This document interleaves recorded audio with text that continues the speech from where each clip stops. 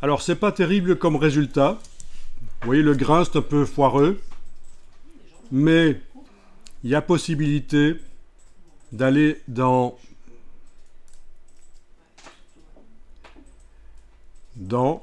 quoi, au fait?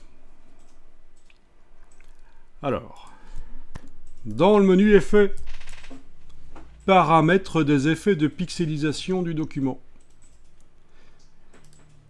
Menu Effets, paramètres des effets de pixelisation. Et là, vous allez remarquer que vous avez la possibilité d'augmenter la qualité des effets spéciaux. Alors, si déjà on passait en RVB, est-ce que... Non. Ici, on est déjà à 300 pixels par pouce, c'est pas mal, mais si on met plus haut, autre, si je mets 600 par exemple, ok, voilà, ça s'améliore, vous avez vu la différence. CTRL Z, CTRL majuscule Z, donc j'annule, je rétablis. Commande Z, commande majuscule Z.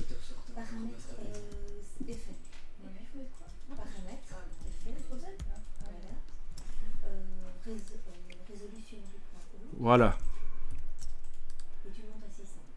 Donc j'ai mis 600 à la place de 300, ça veut dire que ça prend 4 fois plus de ressources à l'ordinateur, parce que on passe de 300 à 600 en largeur et en hauteur, donc ça fait 4 fois plus de surface. Attention, il faut avoir un ordinateur qui arrive à résister. C'est pour ça que certaines personnes qui utilisent des effets spéciaux dans Illustrator vont faire ça en très basse résolution.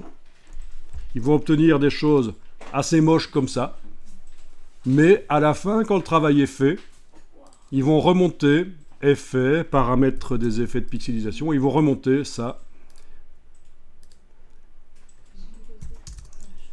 Mais en tout cas, pendant qu'ils travaillent, au moins l'ordinateur il ne va pas ramer.